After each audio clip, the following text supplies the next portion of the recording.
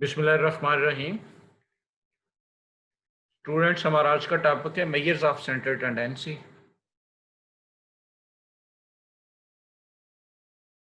Central tendency है क्या? हमारे पास एक डाटा सेट मौजूद हो, हम उसमें से कोई एक ऐसी वैल्यू ढूंढना चाहें जो पूरे डाटा को रिप्रेजेंट करने के लिए इस्तेमाल हो सके, तो ऐसी वैल्यू को हम सेंट्रल टेंडेंसी का नाम देंगे। वो वैल्यू हम लोकेट करेंगे या वो वैल्यू हम कैलकुलेट करेंगे। तो सेंट्रल टेंडेंसी से मुराद एक ऐसी वैल्यू है जो पूरे डाटा को रिप्रेजेंट करने के लिए इस्तेमाल हो सके। मेजर ऑफ सेंट्रल टेंडेंसी से मुराद वो सारे के सारे मेथड्स होंगे जो डाटा में से सेंट्रल टेंडेंसी या सिंगल वैल्यू ढूंढने के लिए या उसको ट्रेस करने के लिए या कैलकुलेट करने के लिए इस्तेमाल होंगे। तो मैंने यहाँ पे लिखा है we are given different observations and we reduce these observations into a single representative observation. This single observation is called central tendency. उस सेंट्रल टेंडेंसी तक पहुंचने के लिए हमारे पास जो मेथड्स यूज़ होंगे हम उन्हें मेजर्स ऑफ सेंट्रल टेंडेंसी का नाम देंगे। हमारे पास सेंट्रल टेंडेंसी के 5 मेजर्स हैं।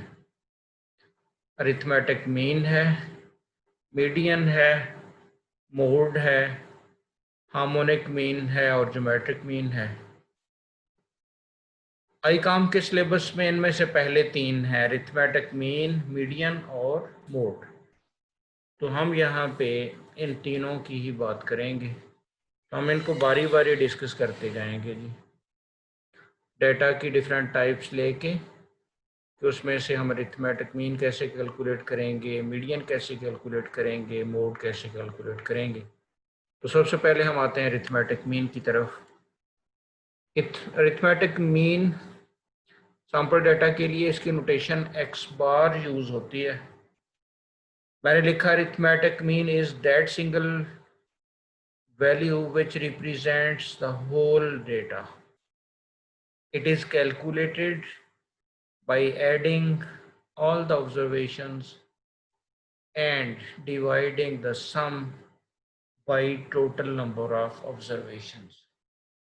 मैंने कहा अरिथमेटिक मीन एक ऐसी वैल्यू है जो पूरे डेटा को डिस्क्राइब करने के लिए इस्तेमाल होगी और इसको हम कैलकुलेट कैसे करेंगे। हम सारी वैल्यूज़ को ऐड करेंगे और जो सम आएगा उसको टोटल नंबर ऑफ ऑब्जर्वेशंस पे हम डिवाइड कर देंगे। अगर हमारे पास 10 वैल्यू होगी डेटा में, 10 का सम करेंगे और उनको डिवाइडेड बाय 10 कर देंगे। अगर डेटा में नंबर ऑफ ऑब्जर्वेशंस 15 हो जाएंगे तो 15 वैल्यूज़ का सम करके उसको 15 पे डिवाइड कर देंगे, तो हमें अरिथमेटिक मीन की वैल्यू मिल जाएगी। अरिथमेटिक मीन कैलकुलेट करने के लिए हमारे पास 2 मेथड्स हैं। एक को हम कहते हैं डायरेक्ट मेथड और दूसरे को कहते हैं इनडायरेक्ट मेथड या शॉर्टकट मेथड, जैसे डेविएशन मेथड का नाम भी देते हैं। हम आएंगे जी सवाल की तरफ। Calculate average income from the given distribution by direct method as well as shortcut methods. हमें जो डेटा दिया गया उसमें हमारे पास 7 ऑब्जर्वेशंस हैं। सवाल में कहा गया कि मुख्तलिफ लोगों की ये एक दिन की इनकम है, आप इसका अरिथमेटिक मीन फाइंड कर दें। तो हम सबसे पहले बात करेंगे कि डायरेक्ट मेथड के साथ हम इसका अरिथमेटिक मीन किस तरह से लेंगे। मैंने फार्मूला लिखा डायरेक्ट मेथड के साथ अरिथमेटिक मीन के लिए। x बार बराबर होता है summation x divided by n के। ये हमारे पास डायरेक्ट मेथड का फार्मूला है। तो समीशन x हमें कहाँ से मिलेगा? जो नंबर ऑफ ऑब्जर्वेशंस हमें दी गई हैं वो हैं 7। उन 7 का हमने टोटल किया, वो बना 6650। 6650 हुआ समेशन ऑफ एक्स यानी इनकम का सम। तो नंबर ऑफ ऑब्जर्वेशंस हमारे पास n7 है। यहाँ पे हमने वैल्यू लगाई समेशन एक्स की 6650 और उसको डिवाइड किया 7 पे, हमें आंसर मिल गया 950। जिस यूनिट में हमारा वेरिएबल x होगा वही यूनिट इसके साथ आ जाएगा। यानी अगर हमारी इनकम रुपीज़ में है तो आपका आंसर 950 रुपीज़ होगा। अगर आपका इनकम x जो है वो रुपीज़ की बजाय पाउंड्स में है या डॉलर में है तो आंसर 950 के साथ भी वही यूनिट एज इट इज़ आ जाएगा। एक चीज़ यहाँ पे आपने नोट करनी है वो ये कि एवरेज हम एक ऐसी वैल्यू को कहते हैं जो पूरे डाटा को रिप्रेजेंट करने के लिए इस्तेमाल होती है। तो वो कोई एक्सट्रीम वैल्यू नहीं होगी, वो कोई मॉडरेट सी वैल्यू होगी। यानी ना तो डाटा की सबसे छोटी वैल्यू होगी वो, ना ही डाटा की सबसे बड़ी वैल्यू होगी। तो इस डाटा को अगर आप गौर से देखें तो इसमें सबसे छोटी वैल्यू हमें मिल रही है 630 और सबसे बड़ी वैल्यू हमें इस डाटा में मिल रही है 1500। तो इसका मतलब ये हुआ कि हमारा आंसर ना तो 630 से कम आ सकता है ना ही 1500 से ज़्यादा आ सकता है। तो आंसर लेने के बाद आपने उसको एक नज़र देखना भी है ताकि आपको आइडिया हो जाए कि हमारा आंसर रॉन्ग तो नहीं। अगर आपका आंसर 630 से कम हो जाए या 1500 से इस केस में, इस सवाल में बढ़ जाए तो इसका मतलब ये होगा कि हमने जो वैल्यू कैलकुलेट की है वो दुरुस्त नहीं है। हम चलते हैं दूसरे मेथड की तरफ जिसका नाम है शॉर्टकट मेथड या इसका दूसरा नाम है डेविएशन मेथड या इसको हम इनडायरेक्ट मेथड भी कहते हैं। इस मेथड का पर्पस सिर्फ ये है कि हमें जो डाटा दिया गया है वो अगर साइज में बहुत बड़ा हो, वैल्यूज़ 5-5, 6-6 डिजिट्स में हों, तो ऐसे डाटा को हैंडल करना, उनको ऐड करना, उनको मल्टीप्लाई करना ज़रा डिफ़िकल्ट टास्क होगा, टाइम कंज्यूमिंग जॉब होगी। उससे बचने के लिए हम क्या करते हैं, हम किसी एक नॉर्मल सी वैल्यू से, एक अज्यूम्ड एवरेज से उनकी डेविएशन ले लेते हैं ताकि वैल्यू का साइज़ जो है वो कम हो जाए, वैल्यू साइज़ में छोटी रह जाए। उसको जो वैल्यू हम चूज़ करते हैं डेविएशन लेने के लिए उसको हम प्रोविजनल मीन का नाम दे देते हैं। तो यहाँ प्रोविजनल मीन का जो लफ्ज़ यूज़ हुआ है ये वही है जो आप प्रोविजनल सर्टिफिकेट का लफ्ज़ सुनते हैं। ये उस वक्त तक वैलिड होगा जब तक हमारे पास एक्चुअल वैल्यू मीन की नहीं आ जाती। जिस वक्त वैल्यू एक्चुअल आ जाएगी हमारे पास उस वक्त ये वैलिड नहीं रहेगा। तो इसमें हम करते क्या हैं, वैल्यू सबसे छोटी डाटा में ढूंढते हैं वो है 630, सबसे बड़ी ढूंढते हैं वो है 1500। तो इनमें से कोई दरमियानी सी वैल्यू हम ले लेते हैं। हमने इस सवाल में प्रोविजनल मीन चूज़ किया 910। अगर आपको सवाल में दिया गया है तो आपने वही यूज़ करना है, अगर नहीं दिया हुआ तो आप अपनी मर्ज़ी से कोई भी यूज़ कर सकते हैं। ये चीज़ जहन में रहे कि एक स्टूडेंट ने प्रोविजनल मीन चूज़ कर लिया 910, दूसरे ने चूज़ कर लिया 850, तीसरे ने चूज़ कर लिया 770। तो आंसर सबका सेम ही आएगा, आंसर पे कोई फ़र्क नहीं पड़ना। उसकी रीज़न क्या है, अभी हमारे सामने फार्मूला आता है तो आपको उसकी रीज़न समझ आ जाएगी कि ऐसा क्यों है।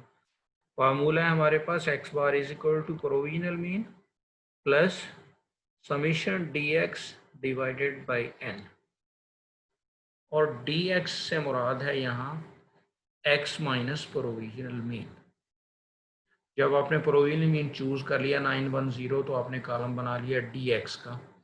dx बराबर है x माइनस प्रोविजनल मीन, यानी यहाँ पे dx बराबर है x माइनस 910। तो आपके पास x की पहली वैल्यू है 770, आपने उसमें से माइनस कर दिया 910 तो आपके पास रह गया -140। x की दूसरी वैल्यू है 1240, उसमें से प्रोविजनल मीन माइनस किया 910 तो आपके पास रह गया 330। x की तीसरी वैल्यू 850, उसमें से माइनस किया 910 तो आपके पास रह गया -60। x की तीसरी वैल्यू 1500, उसमें से 910 माइनस किया तो आपके पास आ गया 590। आपके पास x की अगली वैल्यू 630, उसमें से माइनस किया 910 तो ये आ गया माइनस का 280। आपके पास x की सेकंड लास्ट वैल्यू 910, उसमें से 910 माइनस किया तो 0 आ गया हमारे पास। और लास्ट वैल्यू है x की हमारी 750, उसमें से 910 माइनस किया तो ये आ गया माइनस का 160। अब हमें क्या करना है, हमें dx का सम चाहिए। फार्मूला हमें बताएगा कि हमें कौन सा कॉलम चाहिए और किसका सम चाहिए। समीशन dx हमें dx वाले कॉलम से मिलेगा। हमने इस कॉलम का टोटल कर लिया तो ये हमें प्लस के साथ 280 मिल जाएगा। उसके डिवाइज़र में है n यानी नंबर ऑफ ऑब्जर्वेशंस। इस डेटा में हमारे पास 3, 3, 6 और 1, 7 ऑब्जर्वेशंस हैं। प्रोविजनल मीन की वैल्यू हमारे पास है 910। हमने ये तीनों वैल्यूज़ उठा के वहाँ पे पुट कर दी। प्रोविजनल मीन की जगह लगा दिया 910, समेशन dx की जगह आ गया 280, n की जगह पे हमारे पास 7 आ गया।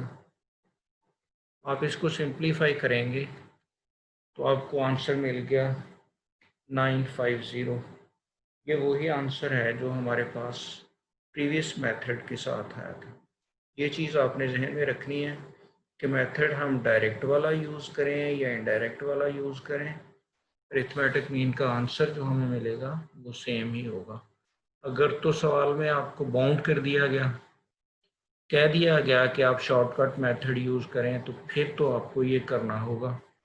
अगर सवाल में आपको बाउंड नहीं किया गया तो फिर मैं प्रेफर करूंगा कि आप इसको डायरेक्ट मेथड के साथ सॉल्व कर लें। हम बात करते हैं डेटा की दूसरी शेप जिसे हम डिस्क्रीट सीरीज का नाम देते हैं। डिस्क्रीट सीरीज की शेप किस तरह से होती है, एक्स वैल्यूज होती हैं और उनके सामने फ्रीक्वेंसीज दी हुई होती हैं, इसमें ग्रुप्स नहीं होते हमारे पास।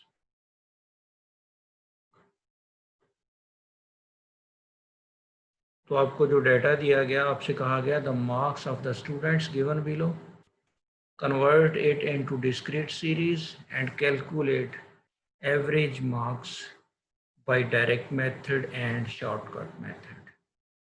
तो ये जो आपको डेटा दिया गया था मार्क्स का, वो आपके पास इंडिविजुअल आइटम्स की शक्ल में था। आपने पहले उसको डिस्क्रीट सीरीज में तब्दील करना है। डिस्क्रीट सीरीज में तब्दील करने का तरीका आपको बताया गया कि आपने सबसे छोटी वैल्यू ट्रेस करनी है, वो इस डेटा में 5 है, फिर उससे बड़ी वो 10 है, फिर उससे बड़ी वो 15 है, फिर उससे बड़ी वो 20 है, फिर उससे बड़ी 25 है, फिर उससे बड़ी 30 है, फिर उससे बड़ी 35 है। सबसे बड़ी वैल्यू इस डाटा में 35 है। तो हमने एक्स वैल्यूज़ उठा के यहाँ पे लिख दी पहले।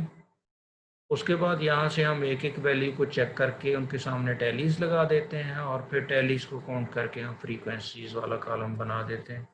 अगर आपको इसमें कोई कन्फ्यूजन हो तो जो हमारा प्रीवियस लेक्चर था कि डिस्क्रीट सीरीज़ किस तरह से बनानी है हमने डेटा से, तो वहाँ से आप जाके उसको एक नज़र देख लें। बहरहाल आपके पास जो डेटा की शेप आ जाएगी वो ये होगी x along with f, where x is the marks and f is the number of students. अब इस डेटा की इंटरप्रिटेशन में आपको करूँ तो इस तरह से होगा, ये जो हमने ऊपर लिखा हुआ था, एक लाइन में डेटा लिखा हुआ था, ये 33 ऑब्जर्वेशंस थी। यूँ कह लिए कि क्लास में 33 स्टूडेंट्स हैं, हमने उनसे रोल नंबर वाइज उनके मार्क्स पूछे तो पहले ने बताया कि जी मेरे 15 मार्क्स हैं, दूसरे ने कहा मेरे 25 हैं, तीसरे ने कहा मेरे 10 हैं, चौथे ने कहा मेरे 15 हैं, पाँचवें ने कहा मेरे 5 हैं, छठे ने कहा मेरे 5 हैं, सातवें ने कहा मेरे 10 हैं, एंड सो ऑन। और लास्ट रोल नंबर जो था 33, उसने कहा जी मेरे 15 नंबर हैं। हमने इसको जब डिस्क्रीट सीरीज में कन्वर्ट किया तो उसकी शेप ये बन गई। अब इसको जिस वक्त हम डिस्क्रीट सीरीज को डिस्क्राइब करेंगे तो इसके मीनिंग्स ये होंगे कि there are 33 students in a class. Out of these 33, 6 students are having 5 marks each। हम कहेंगे क्लास में टोटल स्टूडेंट्स की तादाद है 33। उन 33 में से 6 स्टूडेंट्स ऐसे हैं जिनमें से हर एक ने 5 नंबर हासिल किए हैं। उन 33 में से 9 स्टूडेंट्स ऐसे हैं जिनमें से हर एक के 10 नंबर हैं। 33 में से 8 स्टूडेंट्स ऐसे हैं जिनमें से हर एक के 15 नंबर हैं, 33 में से 4 ऐसे हैं जिनमें से हर एक के 20 नंबर हैं, एंड सो ऑन। और इन 33 में से 2 स्टूडेंट ऐसे हैं जिनमें से हर एक के 35 मार्क्स हैं। मैं आपसे कहूं कि क्लास में सबसे कम नंबर हैं 5 और सबसे ज़्यादा हैं 35, तो ये दुरुस्त हुआ। क्लास में नंबर ऑफ ऑब्जर्वेशन यहाँ अब कितनी बनती हैं, ये 3, 3, 6 और 7 नहीं बनती, बल्कि ये समीशन एफ बनती है, यानी 33। अगर आप मजीद वाज़े करना चाहें तो इस रो में आके देखें, आपको पता चल जाएगा कि इस रो में ये 33 ऑब्जर्वेशन हैं जिनको इस शेप में कन्वर्ट किया गया है। सो जहाँ कहीं भी डाटा में एफ मौजूद हो वहाँ नंबर ऑफ ऑब्जर्वेशन से मुराद समीशन एफ होगा। Here n is 33 which is the value of summation f।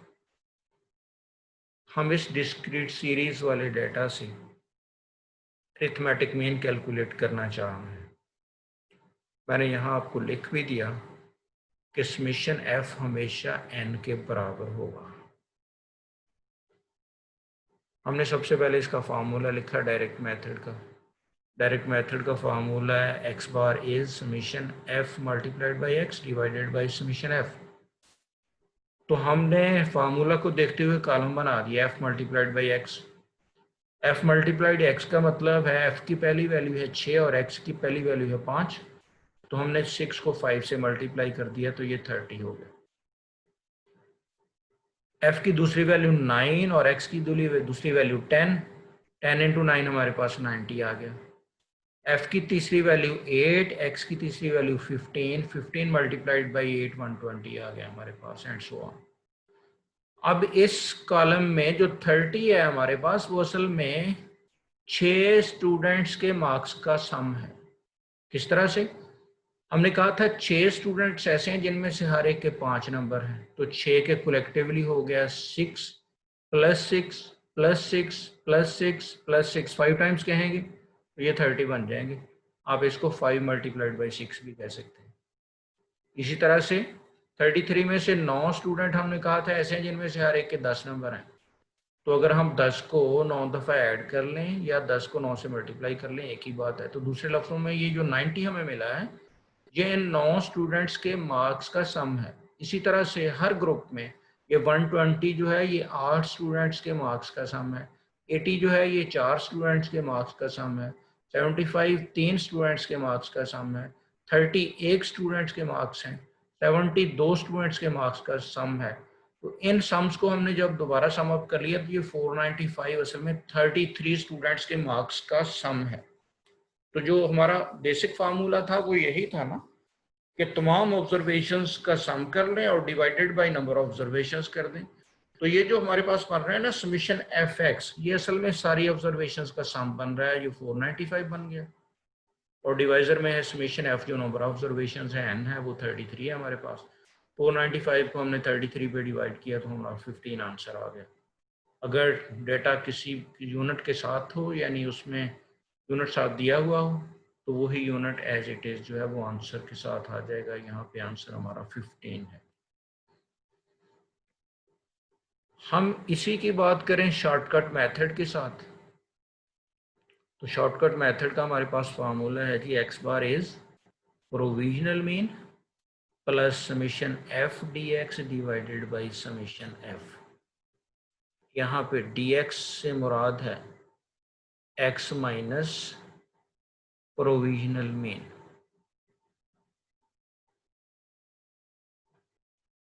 तो हमारे पास जो डाटा था उसमें से कोई एक x में से वैल्यूज़ को हम चूज़ कर लेते हैं एज ए प्रोविजनल मीन, अगर दिया हुआ ना हो। अगर दिया हुआ हो सवाल में तो फिर वो ही यूज़ करना होगा जी। तो हमारे पास ये x वैल्यूज़ थी 5, 10, 15, 20, 25, 30 और 35। प्रोविजनल मीन से मुराद एक ऐसी वैल्यू होती है जिसको हम तस्लीम कर लेते हैं कि वक्ती तौर पे हम इसको मीन मान लेते हैं, तो वो कोई मॉडरेट सी वैल्यू होगी।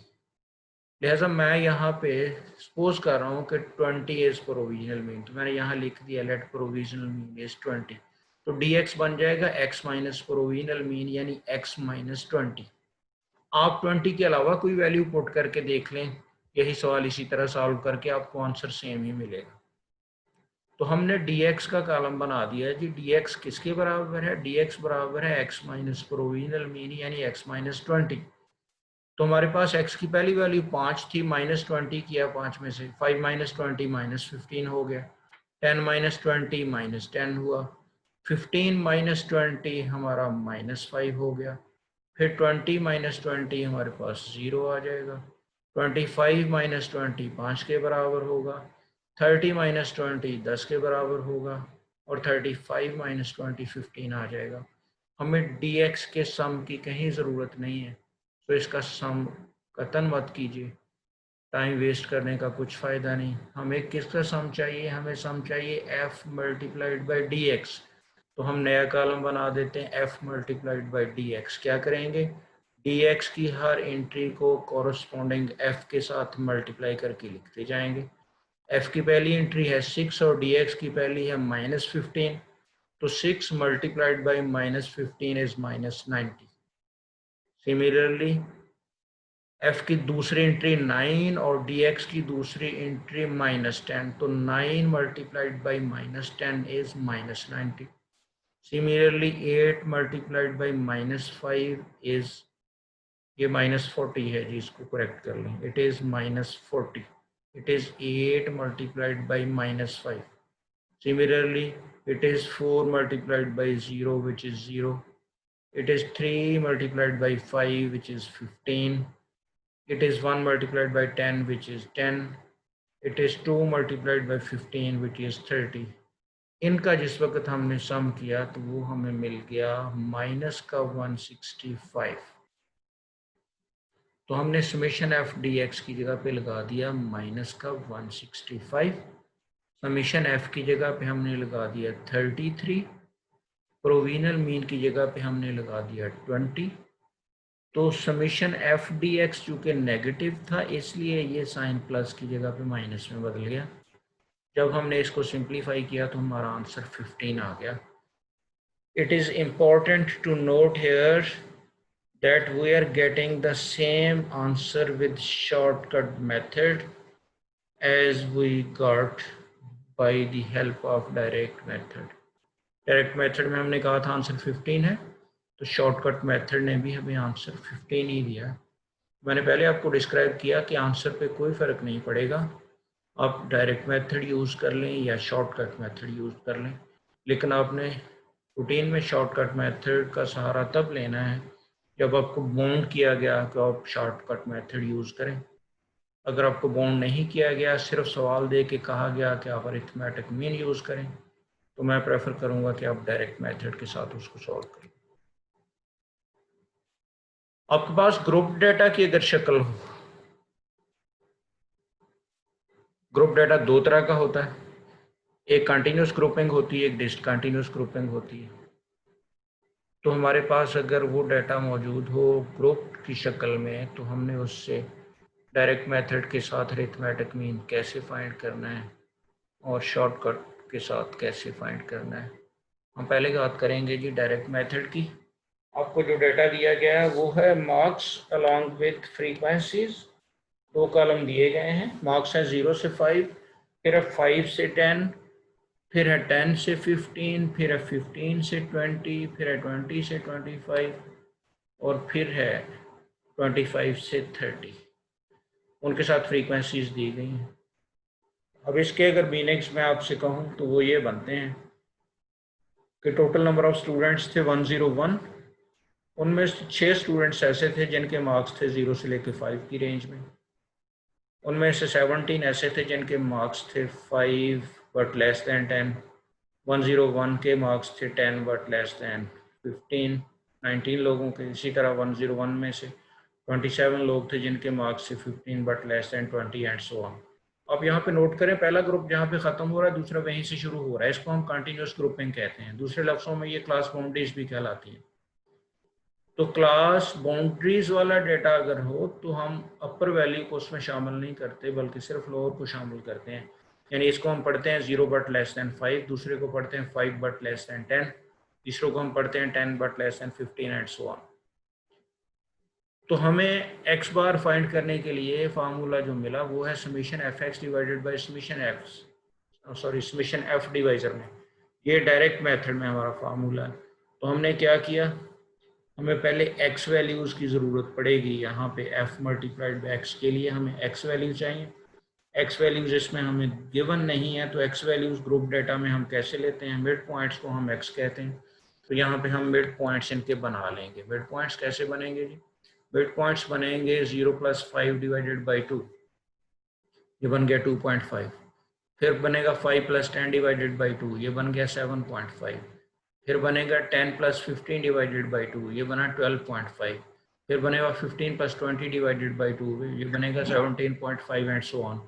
तो x की जो वैल्यूज़ हमारे पास आई हैं, इनको हम कॉरस्पॉन्डिंग f के साथ मल्टीप्लाई करते जाएंगे, तो हमारे पास f मल्टीप्लाइड बाई एक्स बन जाएगा।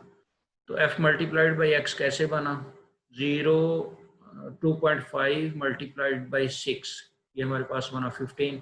इसी तरह 7.5 मल्टीप्लाइड बाई 17, ये बना 127.5 एंड सो ऑन।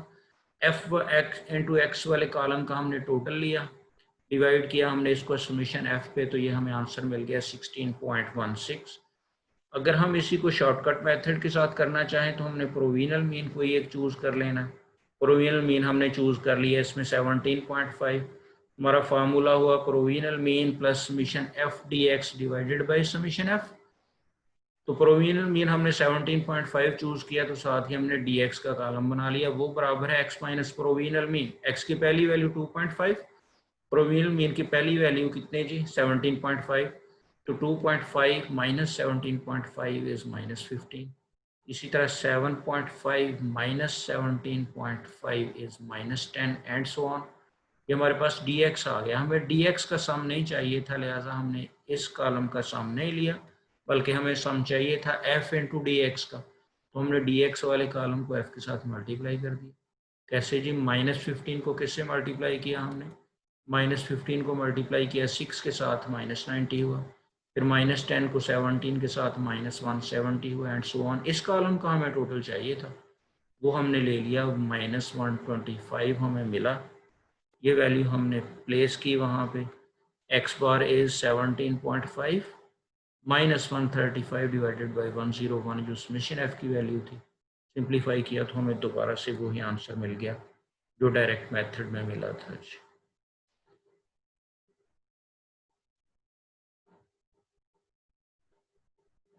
इसके बाद हम बात करते हैं जी स्टेप डेविएशन मेथड के साथ। अगर हम लेना चाहें अरिथमेटिक मीन तो किस तरह से लेंगे। आपने याद रखना है स्टेप डेविएशन सिर्फ उस सूरत में अप्लाई होगा जब हमारे पास तमाम ग्रुप्स का क्लास इंटरवल एक जैसा हो। मैंने साथ लिख भी दिया है, step deviation method can be applied only when the class interval of all groups in a given distribution is the same. That is h is constant for all the groups। h यहाँ पे class interval, बाज़ जगह पे i से भी इसको denote किया जाता है। तो आपको जो दो कॉलम दिए गए हैं वो है ग्रुप अलॉन्ग विद फ्रीक्वेंसी। हमने फार्मूला लिखा, फार्मूला है x bar is provisional mean plus summation F you divided by summation F multiplied by h।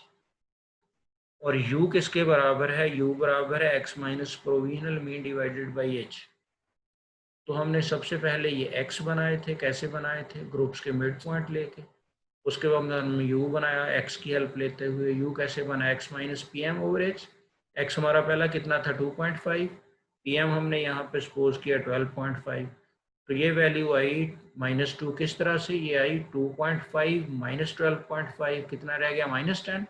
और -10 को जब हमने h से जो यहाँ पे 5 है डिवाइड किया तो -2 रह गया।